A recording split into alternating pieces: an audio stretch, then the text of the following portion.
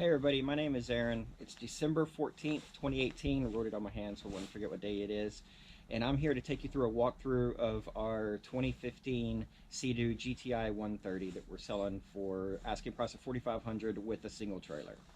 The first thing I'd like to highlight on this is the travel cover. If you buy one of these from Sea Doo new, it's about 250 to 300 bucks, I think. This is exactly like the one from Sea Doo, although it's not a Sea Doo. It has a side vent zippers on each side here. It does it on both sides. Nice, strong, durable material. And then it has 3 straps along it that hold it to the hull so you can drive down the road, and this isn't going anywhere. It's not going to fall off. When you have it pulled tight, it holds tight here and prevents water from pooling up in the footwells. And then there's a nice vent on the back of it to allow air to flow through it so it doesn't mold and get nasty in there, although it still does. After a full winter of being covered in the driveway, the ski is going to need a full cleaning. And that's the next thing I'm going to do is I'm going to pull this cover off. It hasn't been off in a few months, and let you guys see what it looks like under it. I'm not going to hide anything on the ski. Wonderful price on this thing. This is not the trailer that's coming with it, this double trailer here. We're going to keep that. You're going to get the single trailer that came with it when we bought it new, and I'll show you that in a little while.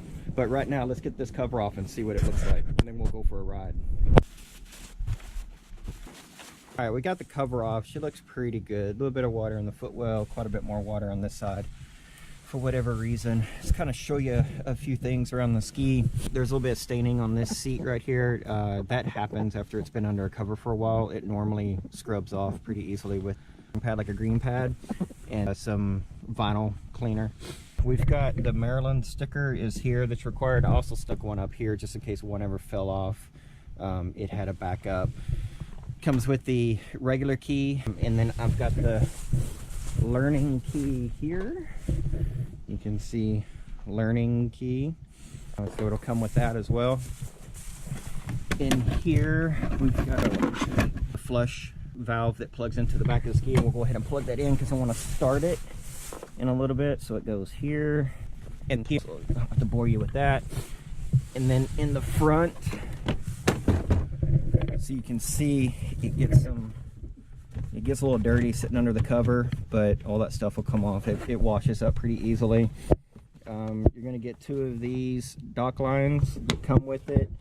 None of this other stuff in here is going to come with it. I'm going to keep all this. And then the fire extinguisher there is going to come with it. And that pretty much covers you for Coast Guard equipment, except for life jacket and a sound producing device, which is just a whistle. Behind here, you've got the new battery, but that's the new battery that was installed just earlier this year. Right there. Let's close it. You can see the gasket is still in good condition here.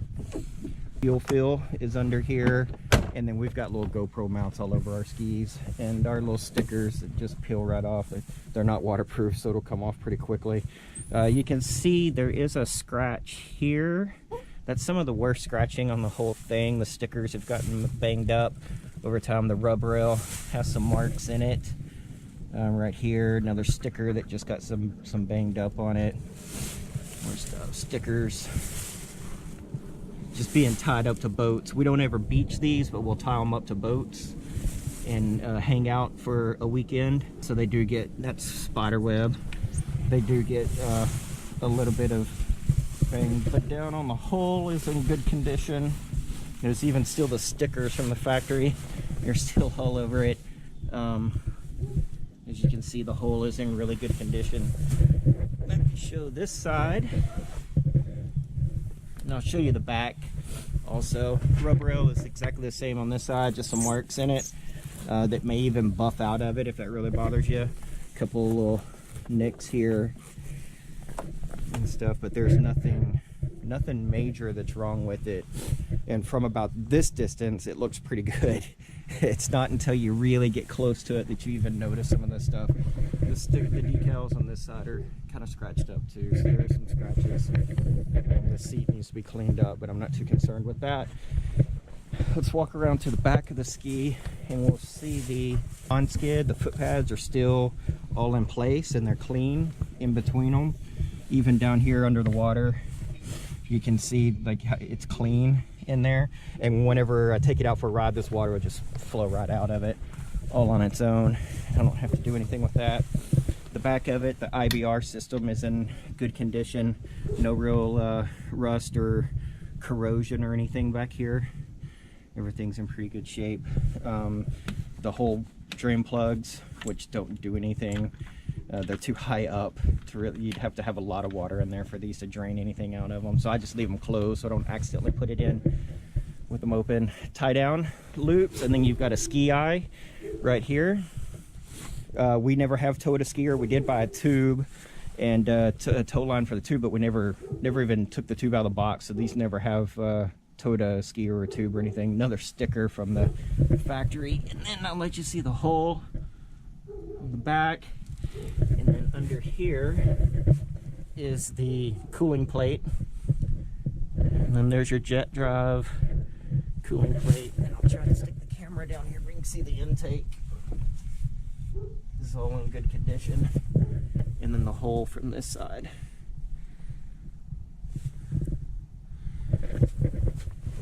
And then again, this side, the deck non-skid pads are all in good condition. They're still stuck down. They're not popping up anywhere, anything like that. So let's pop the engine cover. You can see there is some water. Moisture does build up in here, but it's nothing too bad. It's just from condensation and what little bit of rainwater gets in. You can see in the bottom of the bilge, give it a shake, you can see there's some water that builds up in there. That's the IBR motor that runs the gate. Here's your muffler, coolant, and it's still full. I never have had to touch that in the almost 4 years that we've owned this ski, over 3 years. This is the air intake up here, oil fill, oil dipstick, and then this is the top of your head. And as you can see, everything, it's wet in here, but everything's in good condition. And this is it's designed to get wet. It's fine. So I never have really worried about that. I could have come in here and wiped it down, but I didn't. I'm not hiding anything. The ski's in good condition. You can see sitting out here, it's gotten dirty. I always wash under here, and it collects dirt and filth under there, under the seat and stuff. But it's all stuff that comes off pretty easily. Nothing that I'm too worried about. So I'm going to set the camera down. I'm going to pull the dipstick and check the oil, and then start it up with the seat cover off. All right, I've got a paper towel here all ready to go. Pull this out, give it a wipe. Smells good, smells like oil, doesn't smell like water, doesn't smell like gas or anything. So we're still about halfway in there. This is your low mark, your high mark, and we are right there. If you can see it, hopefully you can see it, but the oil is good. It looks good. Still haven't changed it this year yet. And that's one of the things that I normally do at the end of the season, or before I start riding for next season. So but it still looks like it's in pretty good shape. All right, let's start her up and see what happens. Give it a start button. You can see everything going. Load it right up.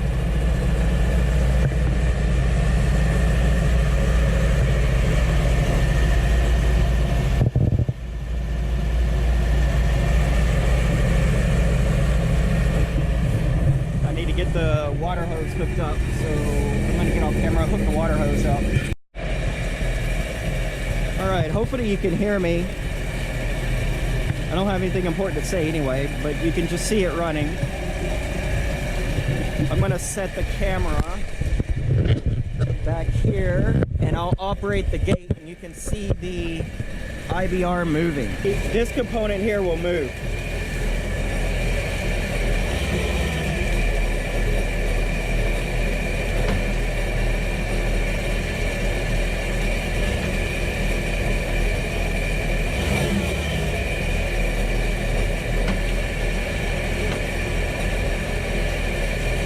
So what I did is I just put it in forward, neutral, and reverse, and brake. So you can see it moves, and it works perfectly fine. There's nothing wrong with this ski other than that gauge. Everything else is fine, and this has a lot of life left in it.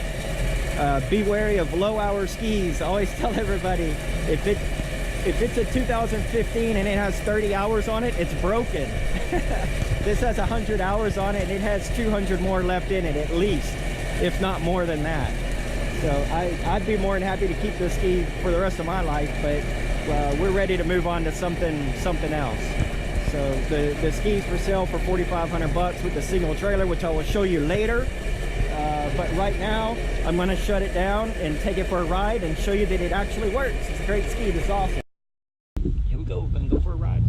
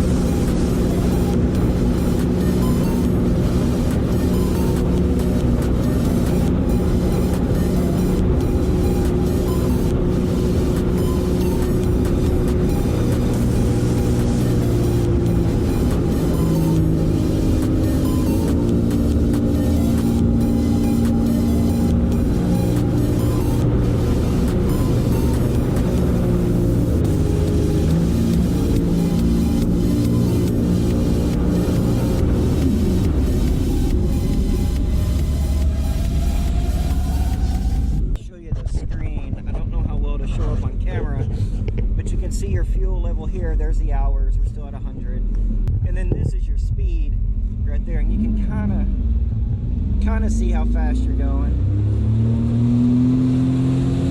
It's a little bit harder to see the speed, but you can clearly see your fuel, which is what counts, in your hours, so that you can keep track of maintenance and stuff. You won't be able to use the ski mode that's been added to this ski. Other than that, you can see everything that's important. So the ski can still be ridden like this. It's just kind of a pain in the butt. So for anyone who's not familiar with Sea Doos and the way that the IBR works, intelligent brake and reverse, this side controls your neutral, brake and reverse, and this side controls your forward. So right now I'm in neutral, and if I click this one forward, we'll start going forward. If I squeeze it, obviously we'll speed up. If I click this side, we're going in neutral. So right now we're in neutral, which is coasting. And then if I squeeze it, it'll go into reverse. And if I give it some gas,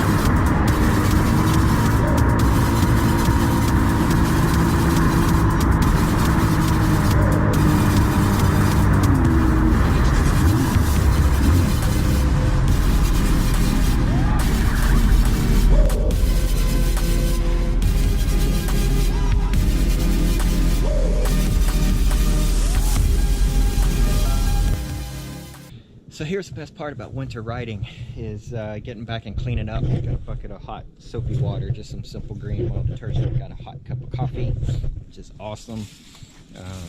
Starting to warm up a little bit. Let's do another quick walk around in the ski after we've ridden it now.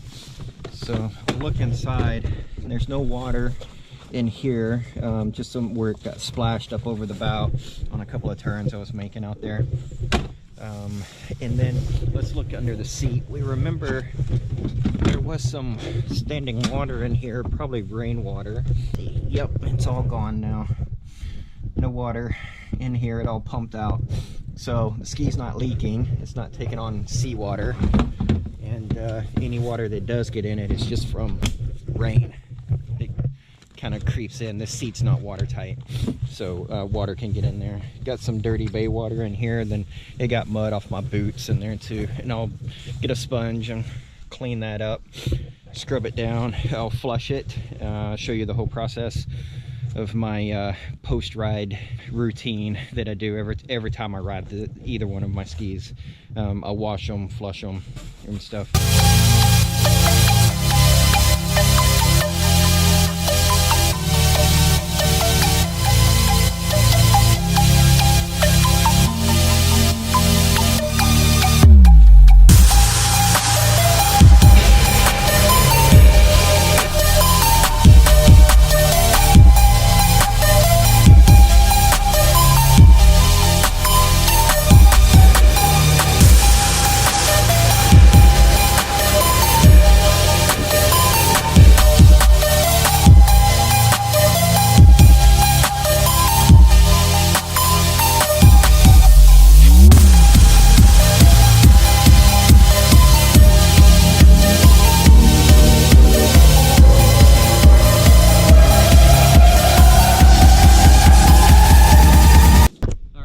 Clean, got everything out of it. I'm gonna sponge out that water that's in the footwells and then get the cover back on, and she's ready for the next ride. You saw me take the cover off a little while ago. Now it's time to put it back on.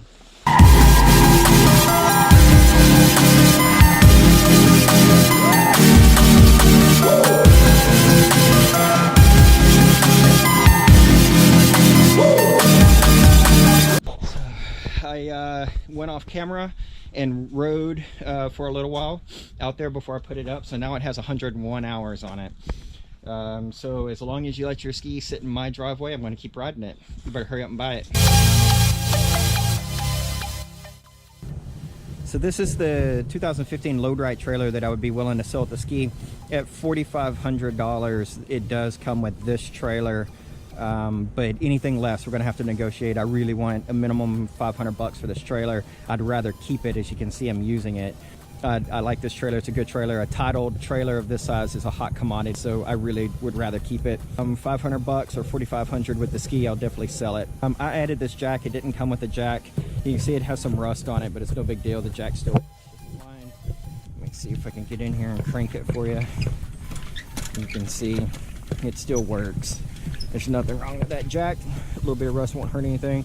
Tongue is in good condition, no rust or anything. Chains are good. Plug is good. The lights do work on the trailer last time I checked them. Winch is in good condition. I always keep a little bit of grease on here. It's a little dry right now because I haven't really been using this trailer much, except to store this dinghy on. So, but I normally keep it greased, and you can tell because there's not any wear on it, and it doesn't have any rust or corrosion. The hook does have some rust on it, which is fine, and I noticed that the little snapper is stuck in the open position. It's done this before. I just spray some WD-40 or something on it and wiggle it back and forth a whole bunch of times, and it frees right up. It's usually not an issue. So if that's an issue for you, then just leave the trailer here, because like I said, I'd rather keep it. You can see manufacture date was 3/31/2015. It's 1,180 pound gross vehicle weight rating. So it's one of the lighter weight trailers. They do make a single trailer that's a little bit heavier than that, but this one served our purposes just fine, since the boat ramp's just down the road. Wheels and tires are still in really good condition. They're muddy because it's muddy back here in my backyard where it's been raining a lot, as you can see. And there's still like little nubbies on there. These tires are in great condition. Not a whole lot of rust. The lug nuts would bust right off. And then little caps for lube on the hubs. And then hopefully you can see the leaf springs are in good condition. They are rusty, but they're still in fine condition. These lights, I cracked this one. And last time I tried this, these lights did not light up. I do have a new set of LEDs for it that I just haven't put on it. And then the bunks are in good condition. They're wood, covered with carpet. They're still fine, good condition. And this light, I hit the boat ramp with it and really busted it up. So that's the reason that I've got new lights. I'm probably not going to get those installed this season. I'm not actually running down the road right now, so I'm in no hurry to put those lights on. If someone were to give me $500 for it, I'd consider letting those lights go with it so that you can put them on. Plastic fenders are in good condition. Everything's fine on this trailer. Nothing really wrong with it, but I would rather keep it, but I am willing to let it go, especially at the asking price of $4,500 for the ski. It will come with this trailer. All right, that's about it. That's everything I got on that ski. Please feel free to send questions, email us, get in touch with us, and we'll be more than happy to answer any questions. So let you go for a test ride. But you just saw it run, so if it's 30 degrees, I'm not letting you take it for a test ride. But you know, it's the longer it sits in my driveway, the more I'm going to ride it. You see, I've got the gear. I'll ride in the cold weather as long as it's not going to freeze the ski up. I'll ride. So I'm going to keep adding hours on it. I can't think of anything else, and that's about it. See ya.